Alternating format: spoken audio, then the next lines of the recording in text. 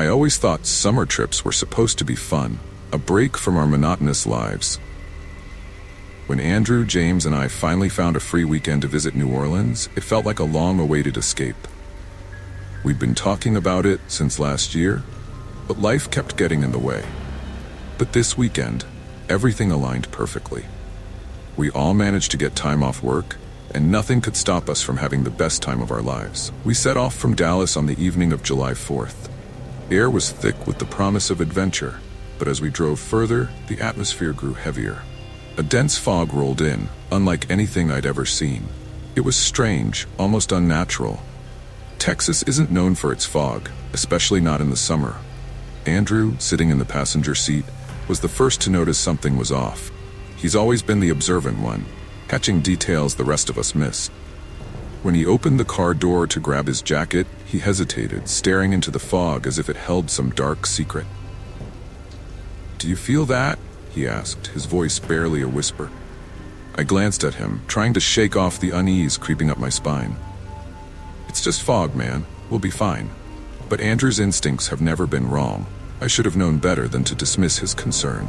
He closed the door slowly, his eyes still fixed on the fog, as if expecting something to emerge from it. We hit the road again, but the eerie feeling lingered. The fog was so thick, it felt like we were driving through a cloud. The headlights barely pierced the gloom, casting strange, shifting shadows on the road. I kept my eyes on the road, trying to ignore the growing sense of dread. James, always the joker, tried to lighten the mood. "Hey, maybe we'll run into some ghosts before we even reach New Orleans." He laughed, but his voice sounded strained, almost as if he didn't believe his own words. We laughed it off. The fog seemed to press in on us, swallowing our laughter and replacing it with an oppressive silence. It felt like the world outside the car didn't exist anymore, just an endless expanse of gray. As we drove on, the sense of unease only grew. Andrew kept glancing out the window, his eyes darting back and forth, tracking shadows that weren't there. The fog seemed alive, shifting and swirling in ways that defied explanation. "This week has to be the best," I repeated to myself, gripping the steering wheel tighter. Nothing was going to ruin this trip for us. But deep down, I couldn't shake the feeling that something was terribly, horribly wrong. The further we drove, the thicker the fog became, transforming our surroundings into a murky nightmare. It felt like we were the only souls left in a world that had vanished, replaced by an endless, suffocating mist. The road stretched out before us, swallowed by the fog, the headlights barely illuminating the path ahead. As we ventured deeper into the haze, the car's atmosphere grew tense. Every mile seemed to pull us further from reality and deeper into something unknown and sinister. Andrew's eyes were glued to the window, his face pale and tense. I could see the worry etched into his features, and it made my stomach churn. Burst sound came out of nowhere. Low, guttural noise that seemed to resonate from the fog itself. It echoed around us, making my skin crawl. I glanced at James in the rearview mirror. His carefree demeanor was gone, replaced by a look of genuine unease. "What the hell was that?" he muttered, leaning forward as if to peer deeper into the gloom. "I don't know," I replied, trying to keep my voice steady. "Probably just some animal. We're in the middle of nowhere." But deep down, I knew it wasn't an animal. The sound was too unnatural. It seemed to vibrate through the car, making the hairs on the back of my neck stand on end. Andrew shifted in his seat, his eyes still scanning the fog. "I've never heard anything like that before," he said quietly. "You should be careful." We drove on, the oppressive silence only broken by the occasional, inexplicable noises from the fog. Scratches, whispers, the faint sound of something moving just beyond our sight. Each noise made my grip on the steering wheel tighten. Then Andrew stiffened, his eyes widening as he pointed ahead. "Did you see that?" I squinted, trying to see through the dense fog. "See what?" "There was something? Someone standing on the side of the road," he said, voice shaking. I shook my head. "It's just your imagination. Fog is playing tricks on us." But even as I said it, I wasn't sure I believed it. The fog seemed alive, filled with shadows that twisted and shifted like something out of a nightmare. I tried to focus on the road. The sense of being watched was overwhelming. Suddenly, a loud bang echoed through the car, and it jolted to one side. I fought to keep control, my heart pounding in my chest. The steering wheel vibrated violently in my hands, and I managed to pull over to the side of the road. "What now?" James groaned from the back seat, his voice tinged with fear. I stepped out into the fog, the thick air pressing in around me. The rear tire was completely flat. As I crouched down to inspect it, I felt the weight of the fog bearing down on me, almost like it was watching, waiting. "We have a flat," called out, trying to keep my voice steady. "Let's change it quickly and get out of here." Andrew and James joined me, their faces pale and anxious. As we worked to change the tire, the strange noises grew louder, closer. Scratching sounds, almost like claws on metal, and whispers that seemed to come from all directions. Andrew's hands shook as he helped with the jack. "We need to hurry," he urged, his voice barely above a whisper. "I don't like this. I don't like any of this." Neither did I. The fog pressed in around us, and for a moment, I thought I saw a figure standing just beyond the edge of the light, watching us. But when I blinked, it was gone. We finished changing the tire as quickly as we could, our movements frantic. The strange noises seemed to mock us, growing louder, more insistent. We jumped back into the car, slamming the doors shut as if that thin barrier could protect us from whatever lurked in the fog. As we sped off into the night, the fog seemed to follow, a malevolent force that wouldn't let us go. The sense of dread only deepened. I couldn't shake the feeling that we had crossed a threshold, into a place where the rules of reality no longer applied. The journey to New Orleans was supposed to be a fun escape, but now it felt like we were being pulled into a nightmare, from which there was no escape. The further we drove, the more the sense of unease grew. It was like we were driving through some forgotten corner of the world, where time and space had warped into a suffocating, endless fog. The noises hadn't stopped. If anything, they'd grown louder and more persistent, as if something was following us, unseen but ever-present. Suddenly, the car lurched violently, and a loud pop echoed through the fog.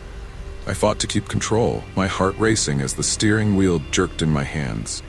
We veered to the side of the road, coming to a jarring halt. "Not again," James groaned from the back seat, his voice a mix of frustration and fear. I stepped out into the oppressive fog, the thick air closing in around me like a living thing. The front tire was completely blown out, shredded beyond repair. I cursed under my breath, the feeling of being watched growing stronger with each passing second. "We've got another flat," I called out, trying to keep my voice steady. "We need to change it and get out of here fast." Andrew and James climbed out of the car, their faces pale and anxious. Andrew's hands shook as he grabbed the jack, his eyes darting around the fog as if expecting something to leap out at any moment. As we worked to change the tire, the strange noises grew louder, more distinct. There were whispers, like a chorus of disembodied voices, and the occasional scratching sound that set my teeth on edge. It felt like we were being hunted. "Hurry up," Andrew urged, his voice trembling. "We need to get out of here." I could feel his fear mirrored in my own racing heart. The fog seemed to press in closer, wrapping us in its cold, damp embrace. As I tightened the last lug nut, I caught a glimpse of something moving just beyond the edge of the light. A shadow, tall and thin, sliding through the mist with a fluid, unnatural grace. "What the hell was that?" I whispered, my breath catching in my throat. Andrew looked up, his face ashen. "I saw it too," he said, his voice barely audible. "Let's go now." We scrambled back into the car, slamming the doors shut as if that thin barrier could protect us from whatever was out there. I started the engine, the headlights cutting through the fog just enough to see the road ahead. We sped off, the tires kicking up gravel as we raced to put as much distance between us and the nightmare behind us. But the fog didn't relent. It followed us, a relentless shroud that seemed to grow darker and more malevolent with each passing mile. The noises continued, growing louder and more insistent, as if whatever was out there was getting closer. Andrew's face was pressed to the window, his eyes wide with fear. "Did you see that?" he asked, voice trembling. "Something's following us." I glanced in the rearview mirror, but all I could see was the dense, impenetrable fog. "I don't see anything," I said, but my voice betrayed my fear. "There's something out there," he insisted. "Something's following us." James shifted uneasily in the back seat. "This isn't right," he said. "We should turn back. We should go home." But there was no going back. We were too far into the nightmare now, too deep in the fog. All we could do was keep driving, hoping to outrun whatever horrors lurked in the mist. As we drove, the sense of dread only deepened. The fog seemed to close in around us, wrapping us in its cold, clammy embrace. The noises grew louder, more insistent, a constant reminder that we were not alone. And with every passing mile, the feeling of being watched grew stronger, as if something in the fog was drawing closer, ready to strike. We had set out for a fun weekend, a break from our mundane lives. But now it felt like we had entered a waking nightmare, a place where the rules of reality no longer applied, and where the only thing we could count on was the growing sense of terror that gripped us all. We finally arrived at the campsite, though it felt like the fog had followed us, seeping into the very air we breathed. The dense mist wrapped around the trees, making the forest seem like a maze of shadows and ghostly shapes. The night was eerily silent, the kind of silence that presses against your ears and makes your own breathing seem unnaturally loud. We parked the car and stepped out, fog swirling around our feet. The campsite was deserted, fire pits cold and unused. It should have felt like a peaceful retreat, but instead felt like a graveyard. James stretched and yawned, trying to shake off the tension. "I'll go gather some firewood. We need to get a fire going before it gets any colder." "Be quick," Andrew said, his eyes darting nervously around the campsite. "This place gives me the creeps." James shrugged and headed into the woods, his flashlight cutting a narrow beam through the fog. I watched him disappear into the trees, a sense of unease settling in my gut. The fog seemed to swallow him whole, and soon, his light was just a dim glow in the distance.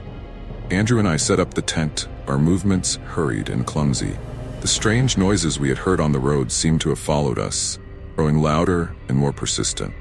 Scratches, whispers, and the occasional rustle of leaves that made my skin crawl. Minutes turned into an hour, and there was still no sign of James.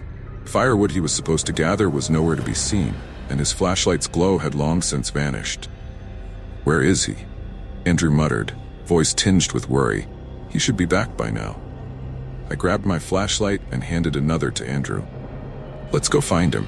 He probably just got turned around in the fog." We ventured into the woods, the dense mist swallowing our beams of light.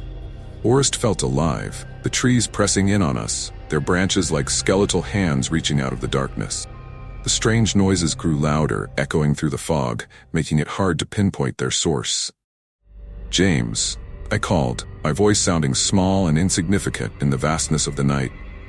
There was no response, just the oppressive silence and the whispering fog. We pushed further into the woods, our steps hesitant and uncertain. Fog seemed to thicken, wrapping around us like a shroud, making it hard to breathe. Suddenly, a figure appeared ahead, stumbling through the fog.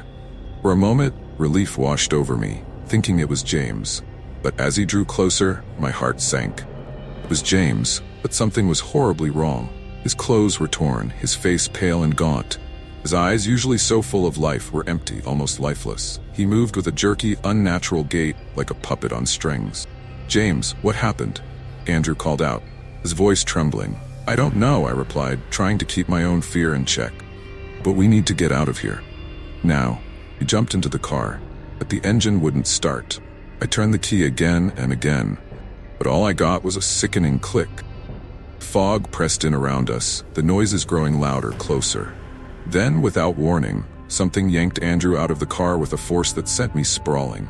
I scrambled out, clutching the hatchet we had brought for firewood, my heart pounding in my chest. "Andrew," I shouted, but there was no answer, just the oppressive silence and the thick, suffocating fog. I stumbled through the campsite, the hatchet held tightly in my trembling hands. I found Andrew's clothes, torn and bloodied, scattered near the edge of the clearing. He was gone. Old dread settled over me. Whatever had taken James had now taken Andrew. I was alone, trapped in a nightmare with no escape. The fog seemed to close in around me, and I knew I had to get out, or I would be next. I ran, my footsteps echoing through the silent woods, a hatchet clutched tightly in my hand. I didn't look back, didn't stop until I saw the faint glow of headlights in the distance. I ran through the forest, my breaths coming in ragged gasps, each step feeling like it was tearing me apart. Fog was relentless, wrapping around me like a living thing, slowing my movements, making it hard to see where I was going.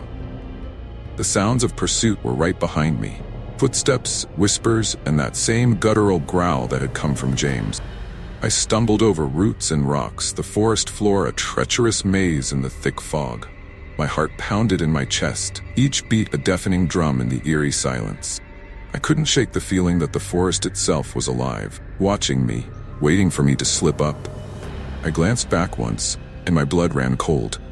Through the swirling mist, I saw a shadowy figure moving with unnatural speed, its eyes glowing faintly in the darkness.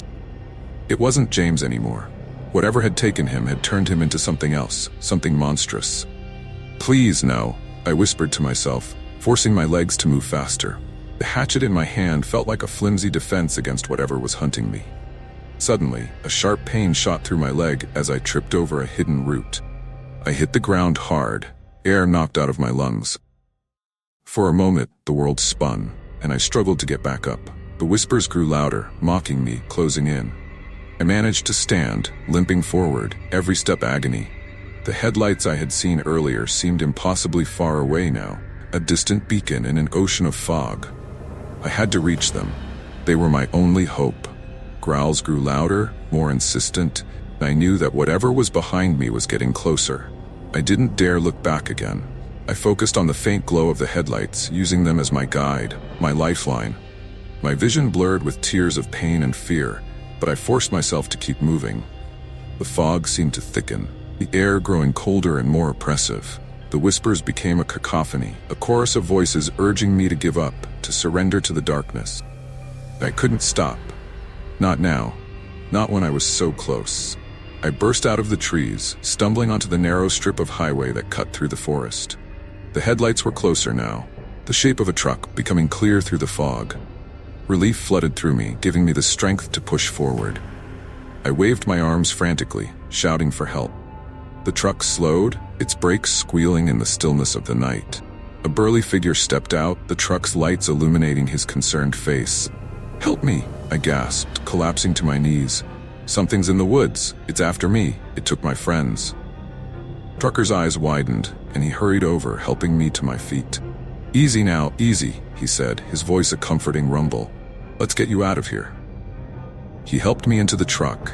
I slumped into the passenger seat, my body shaking with adrenaline and fear. As he started the engine, I glanced back at the edge of the forest. Fog seemed to writhe and pulse, as if alive, but there was no sign of the figure that had been chasing me. Truck pulled onto the highway, the engine's roar, comforting sound in the oppressive silence. The trucker glanced at me, his expression serious. "You're lucky I came along when I did," he said. "These woods, they're not right. People have been disappearing here for years."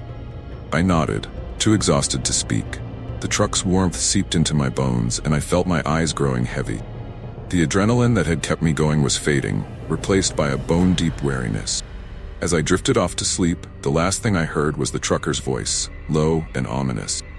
"You're not the first, and you won't be the last. Whatever's out there doesn't let go easily." I shivered, the words echoing in my mind as darkness claimed me. The nightmare wasn't over. It had only just begun. I woke with a start, the truck's engine still humming beneath me. For a moment, I didn't know where I was. The events of the night before seemed like a distant, horrible dream. But the bruises and cuts on my body told me it was all too real.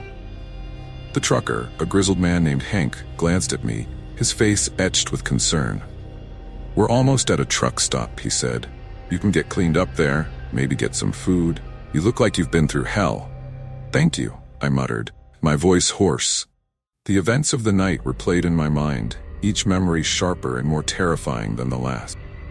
I couldn't shake the image of James or whatever he had become, chasing us through the fog, and Andrew, I had no idea what had happened to him. We pulled into the truck stop, a small oasis of light and warmth in the middle of the dark, fog-shrouded highway. Hank helped me out of the truck, his hand firm on my shoulder. "Take your time," he said. "I'll be here if you need anything." I nodded, making my way to the restroom. Fluorescent lights buzzed overhead, casting a harsh glow on the cracked tiles. I stared at my reflection in the mirror, barely recognizing the person staring back. My eyes were wide and haunted, my face pale and streaked with dirt and dried blood. I splashed water on my face, trying to wash away the fear and exhaustion. It didn't help. The sense of dread clung to me, a dark shadow that refused to let go. I couldn't stop thinking about what Hank had said. People had been disappearing in those woods for years. What had we stumbled into? After cleaning up as best I could, I joined Hank at a small table in the truck stop diner. The waitress brought us coffee, and I wrapped my hands around the mug, letting the warmth seep into my cold fingers. Hank watched me closely, his eyes filled with a mix of curiosity and concern. "You want to tell me what happened out there?" I took a deep breath, trying to find the right words. We were on our way to New Orleans, just a weekend trip. Everything was fine until the fog rolled in. Then, strange things started happening. I recounted the events as best I could, from the eerie sounds and strange sightings to the moment James disappeared and Andrew was dragged away. Hank listened intently, his expression growing grimmer with each detail. When I finished, he let out a long sigh. "I've heard stories like this before. Truckers talk, you know? There's something out there in those woods, something that doesn't want to be found. People go missing, and those who come back, well, they're never the same." I shuddered, his words confirming my worst fears. "What do I do now? I can't just leave them out there." Hank shook his head. "You're lucky to be alive. Going back would be suicide. Your friends, I hate to say it, but they're gone. Whatever took them won't let them go." A cold chill ran down my spine. The thought of leaving James and Andrew behind, lost to whatever horror lurked in the fog, was almost too much to bear. But Hank was right. Going back would be a death sentence. I stared into my coffee, my mind racing. "What is it, Hank? What's out there?" He hesitated, glancing around the diner as if the walls themselves might be listening. "Some say it's the spirits of those who've died in the woods. Others think it's something older, something evil that's been there for centuries. Whatever it is, it feeds on fear, on souls. And once it has you in its grip, it doesn't let go." I felt a wave of nausea wash over me. Fog, the noises, the way James had changed, it all made a horrifying kind of sense. We had been lured into a trap, prey for something ancient and malevolent. Hank reached across the table, his hand firm on mine. "You need to move on, kid. Get as far away from those woods as you can. It's the only way to stay safe." I nodded, though the thought of leaving felt like a betrayal. But deep down, I knew he was right. The forest had claimed my friends, and if I wasn't careful, it would claim me too. As we left the truck stop, the fog had lifted slightly, the morning light casting long shadows across the highway. But the sense of dread remained, a constant reminder of the horrors I had escaped. I climbed back into the truck, the weight of what had happened pressing down on me like a physical force. As we drove away, I couldn't help but glance back at the forest, the dark trees standing like silent sentinels. I knew that whatever was out there wasn't finished with me. The nightmare was far from over. The drive back to Dallas was a blur. Hank's words echoed in my mind, constant reminder of the horror I had narrowly escaped. We didn't talk much after leaving the truck stop. The road stretched endlessly before us, a ribbon of asphalt cutting through the fog-covered landscape. Despite the truck's warmth, I couldn't shake the cold that had settled deep in my bones. I kept seeing James and Andrew's faces, hearing the strange noises that had followed us through the woods. Sleep was impossible. Every time I closed my eyes, the memories came rushing back, more vivid and terrifying than before. When we finally reached Dallas, Hank dropped me off at my apartment.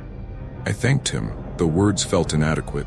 He gave me a solemn nod, his eyes conveying a world of understanding. As he drove away, I felt an overwhelming sense of isolation. My friends were gone, and I was left to face the aftermath alone. The first night back in my apartment was a nightmare. I tossed and turned, unable to find any semblance of peace. Every creak and groan of the old building set my heart racing. Every shadow seemed to hide something sinister. Fog had followed me, not in reality, but in my mind. It seeped into my thoughts, tainting everything with fear and unease.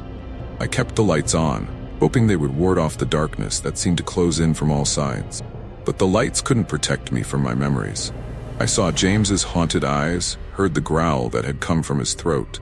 I felt Andrew's panic as he was dragged away. the helplessness of not being able to save him. Days turned into weeks, and the nightmares didn't let up. I stopped going to work, stopped answering calls from concerned friends and family. I couldn't explain what had happened, couldn't make them understand the horror of it all. How could they? They hadn't seen what I had seen, hadn't felt the icy grip of fear that still clung to me. I started seeing a therapist, hoping they could help me make sense of it all. But even that felt like a losing battle. Sessions were filled with questions I couldn't answer, memories couldn't escape. The therapist prescribed medication to help with the anxiety and insomnia. The pills did little more than take the edge off. The nightmares persisted, relentless and unforgiving. One night, as I lay in bed staring at the ceiling, I heard a familiar sound, a low guttural growl. My heart skipped a beat, my body freezing in terror. Sound came again, closer this time, and I knew with a sickening certainty that I wasn't alone. I sat up, my eyes scanning the room for any sign of movement.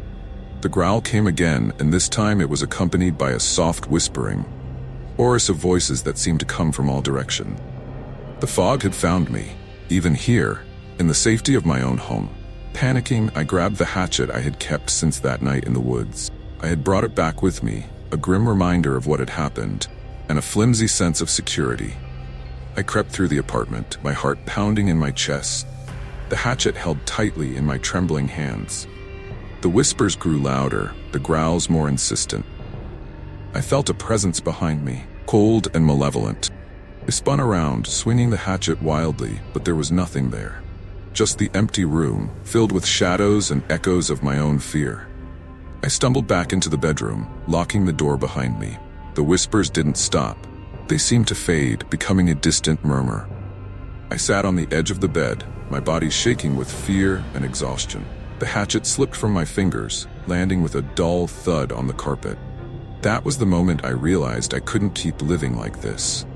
Fog, the fear, it would consume me if I let it. I needed to find a way to confront it, to make peace with what had happened. But how could I do that when the nightmare was never ending, when the darkness refused to let me go? I closed my eyes, trying to find some semblance of calm. The therapist had given me exercises to help ground myself, to bring me back to reality. I focused on my breathing, counting each inhale and exhale, trying to push the whispers and growls out of my mind. But even as I found a momentary respite, I knew the fog was waiting, was always there, just beyond the edge of consciousness, ready to pull me back into the nightmare. The only question was, how long could I keep it at bay? And what would happen when it finally caught up to me? Panicking, I grabbed the hatchet I had kept since that night in the woods.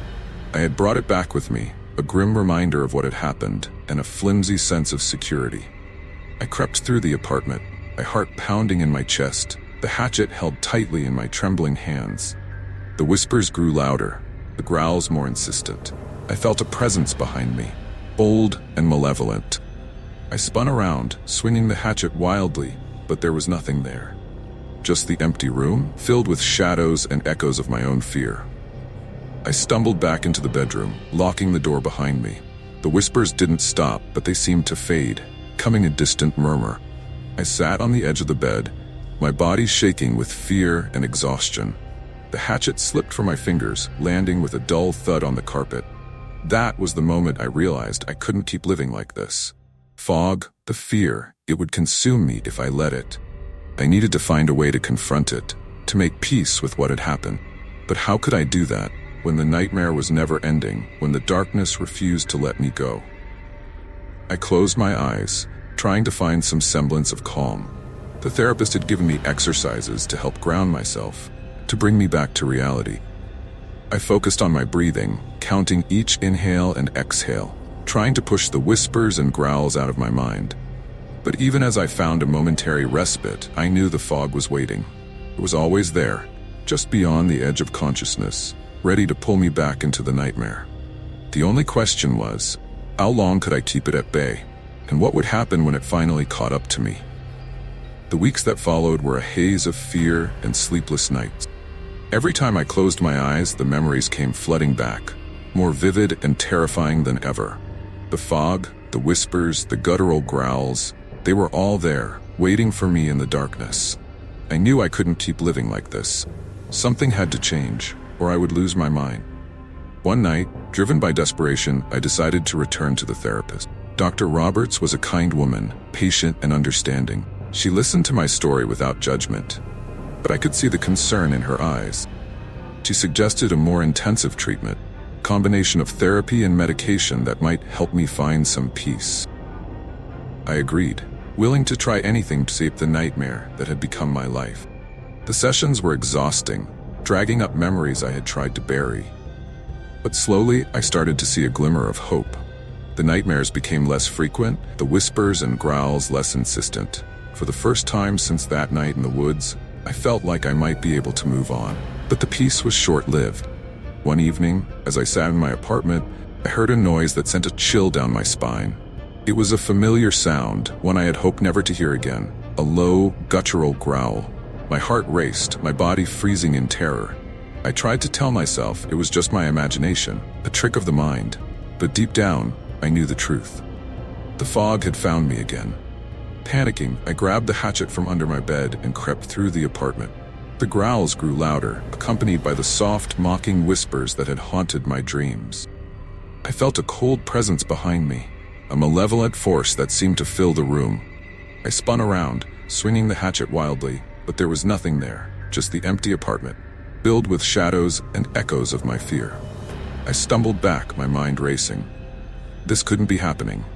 I had escaped the woods. I was safe. But the fog had followed me, bringing the terror with it. As I backed into the living room, I saw something that made my blood run cold. Standing in the doorway was James, or at least what was left of him. His eyes glowed faintly in the dim light, and a twisted smile played on his lips. "Miss me?" he whispered, his voice a chilling echo of the friend I had lost. I raised the hatchet, my hands trembling. "Stay back," I warned, though my voice was weak and filled with fear. James took a step forward, his smile widening. "You can't escape it, you know. Fog. It's everywhere. It's inside you." He swung the hatchet, but he moved too quickly, dodging the blow with unnatural speed. He laughed, a sound that sent shivers down my spine.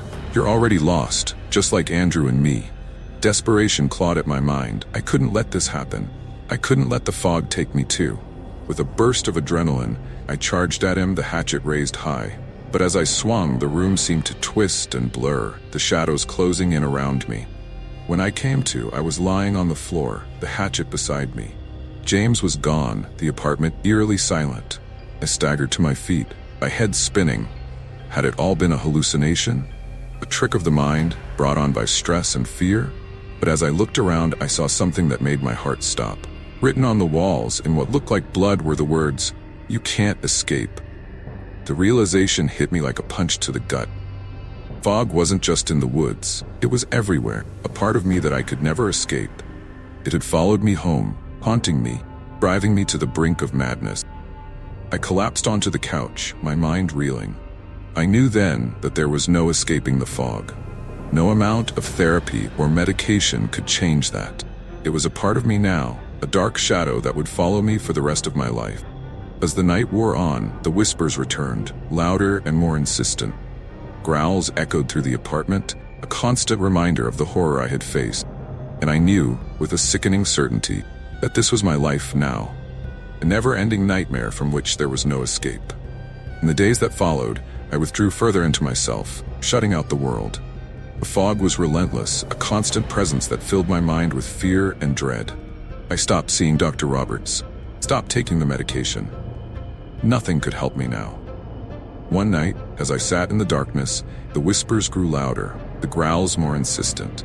I felt the cold presence closing in, fog wrapping around me like a shroud, and I knew, with a clarity that cut through the fear, that there was only one way to escape. I picked up the hatchet. The weight of it familiar in my hand, the whispers seemed to cheer, urging me on.